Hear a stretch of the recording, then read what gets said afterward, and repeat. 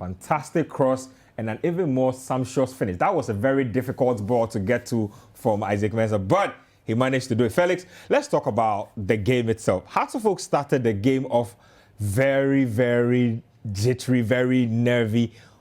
I mean, you are close to the team. What do you think accounted for that? I asked Boyd after the game, and it was like they showed so much respect to Wydad in the opening game. Playing a big team like Wydad, Charlie. With a team that had a player who cost over $1.5 million. That's probably the entire budget of all the 18 teams in the Ghana League for 2 seasons. So that tells you that, you know, they came out with a big mentality to overcome that. And I must say that those 2 saves from Richard Atta were the crucial point in the game. Because imagine Accra Asafo going 2-0 down in 50 minutes. That would have been the end of the. We wouldn't have. The time would have been over.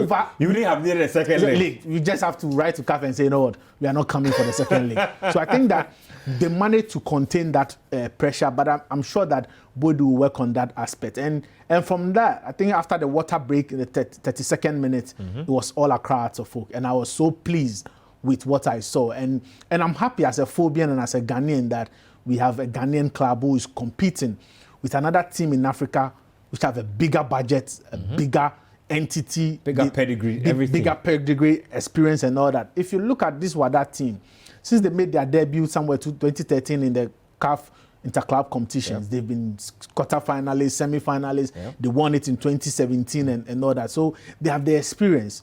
If you look at Accra Asafo team, apart from Fatal, none of them had played any African competition before the start of the season. Maybe Caleb Amankwa did with Ediana, but apart from him, there is nobody in the team who have tasted Africa before, and that was telling in the way they started the game. But for them to pick themselves up, I think that there was huge lessons learned from the guys. And the first league gave them a picture that, you know what, this is a team that we can play against, we can compete, we are good. This is Ghana, this is Morocco. Take it as a national team. It's Ghana versus Morocco. You need to go all out then and play. And Asafo deserved the win, but I think that if not for bad officiating from Angola Ricardo Rodriguez, Asafo could have ended the game with a bigger margin. And it's so disappointing that you sit at home and have officiating go this bad against you. Yesterday I tweeted. It was scary for me. I tweeted, Accra Poniena Morocco. Because if in Accra, and you have the referee doing this to you, how much more? You look at that tackle on Barnier. That was a straight penalty. You ask yourself, if this had been in Morocco, wouldn't he have taken this as a pen? This is a clear penalty. And even there were situations in the game that, you see, this tackle should have even be a booking. There were calls in the game where I was thinking that this should be a yellow card. Look at this again. Look at this again. How can this not be a pen? That's the straight penalty with a card on top of it as well. It was so, officiating was so bad. And you see, I think that CAF really need to look at this. And I was so disappointed that for a huge game like this, there was no communication gadget.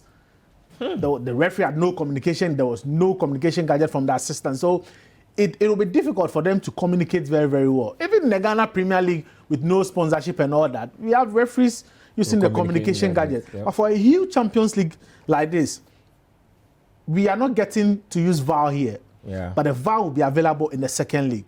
I don't want to get worried because Asafo might benefit from the VAR in the second league. But at least if you are not having VAR, communication gadget shouldn't be something difficult. It's a basic for officiating now. And I think that CAF should really need to work on this. I'm just hoping that Asafo will get into the group stage. If not for the Champions League, maybe for the Confederation Cup, because we need that cash. $500,000 when you make it into the Champions League group stage. For Wydad, it might not be money to them, but for Accra Asafo, that will do us a lot of good.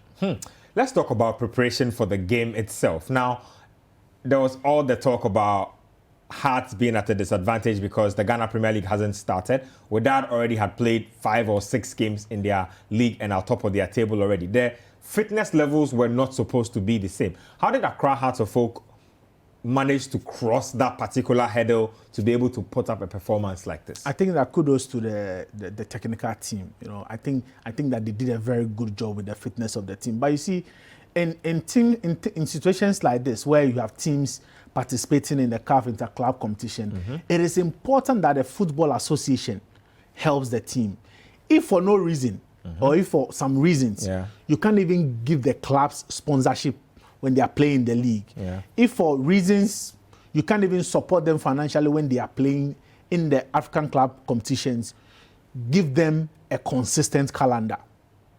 Let's synchronize our calendar to what we have in Africa. So you know that when we start the league, already teams are in that momentum. They have the rhythm when it comes to participating in the African competition. Wydad have played 5 games already. We haven't even started our league. Atafolk are playing friendly games against Division 1, Division 2 teams. Look at the time that we played Kamsa. It's been over a month since this huge one against Wydad. And I feel that if you have a calendar, you know very well that when the season ends and the season starts, this is what is going to happen. Already, we don't know if the season is starting on the 29th, as the FA had said, because Parma and Temayut have gone to CAS. We don't know how the outcome of that will be. So if we don't have a consistent calendar, it doesn't help the clubs participating in Africa any good. And if you look at teams that have succeeded, the North Africans, the South Africans, South Africa even know when their next league season will be starting. These things depress me when I hear them. And you see, if you are not getting a sponsor, it's because of some of these things. Imagine that maybe you own a mobile phone company, and now the mobile phone comes with different types. Maybe you are releasing your new type or your new brand somewhere in October, and then you sponsor the Ghana Premier League, and you want to use that as a source of mileage for that product. But then by November, December, the league is not even starting. Your product might not need that mileage. So why would I come and put in money where there is inconsistency in terms of when the league is starting and when it is even ending? So some of these things will always drive corporate bodies away. So I think that if for anything the Ghana Football Association want to help the clubs, they should give us a consistent... For nothing at all. If you can't give us money cash, and anything, or even give us a consistent calendar. So it can help in our preparation. Let's talk about Radio Voka. I mean, coming into the game, I heard that he was a doubt for the match. I was surprised to see him starting. And then he had to go off for William Denchi to come in. Boadu, in his post-game press conference, also mentioned that Nete was not 100% fit, but had to feature in the game. How does Hearts of Oak work around these situations? Ovoka, let's start with that, because he clearly was injured after that game. How does Hearts work around that particular situation, because he's a key player in the team? Well, I wasn't surprised that he didn't last the entire duration of the game. He had plaster on his knee in the game, so certainly there was something wrong. But I also think that there was a blessing in disguise for this particular game, because if you look at Wydad, thanks to Star Times and YouTube, Hearts of Oak entire league season is up there on YouTube. And they watch the game, then they realize that Accra Hearts of Oak most of the time use the Ovoka channel as a means to attack. So they had 2 players on that flank. So it was difficult for Radio Ovoka to make those insurgent runs on the flanks. But when Denchi came in, they didn't even know Denchi, because how many games did he play last season? Not many. Even in the FA Cup, 2 or 3 games. But he came in, and that was the same channel that Salifu was able to send that crossing. So for the game, I think we benefited from that change. But in Morocco, you need experience. And Radio Ovoka have played in the World Cup qualifiers. He has featured for Congo. And games like this, you might need his experience. And that is what Hearts of Oak would be lacking in that. But I'm just hoping that maybe it wouldn't have been a serious knock like we saw at Accra Sports Stadium. Before they leave for Morocco on Wednesday, it should be part of the traveling team. For Nete, there's been issue with his injury. Last season, after the Olympics game, a couple of injuries. I think that he hasn't been fully fit since that time. But I think that Hearts of Oak will find alternative. My major problem is that when they are going to Morocco, they have to go with everything. And when I mean everything, you go with your own water, you go with your own food, you don't pick anything in Morocco, because those guys are smart. they've been in the group stage several times, not for just what happened on the pitch of play.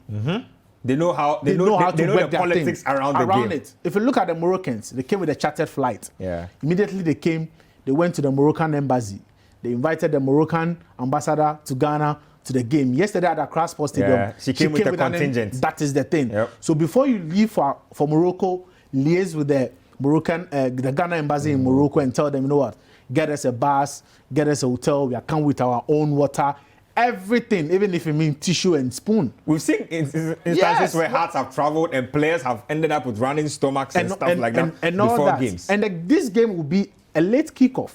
It will be a late kickoff. So it is better the club even go maybe Wednesday, Tuesday, train in a very, a weather that will be similar to the day's game. We all saw Adriana go up there enough. The game was around 8 p.m. And we could see players who have always been playing 3 p.m. kickoff in Ghana. Reasons why I don't know. They were shivering. They were shivering, and they lost about 6-1 in that particular game. So we need to do a lot of stuff outside the pitch if we really want to qualify. But I think that Asafo could do it, and we shouldn't go with the mentality of going to defend a 1-0 lead.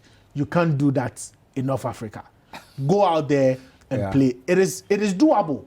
It is doable. You can go there and beat them. Just that I'm a bit worried. I was hearing rumors of Wydad being allowed some 26,000 capacity at the game. But then how would CAF do such a thing?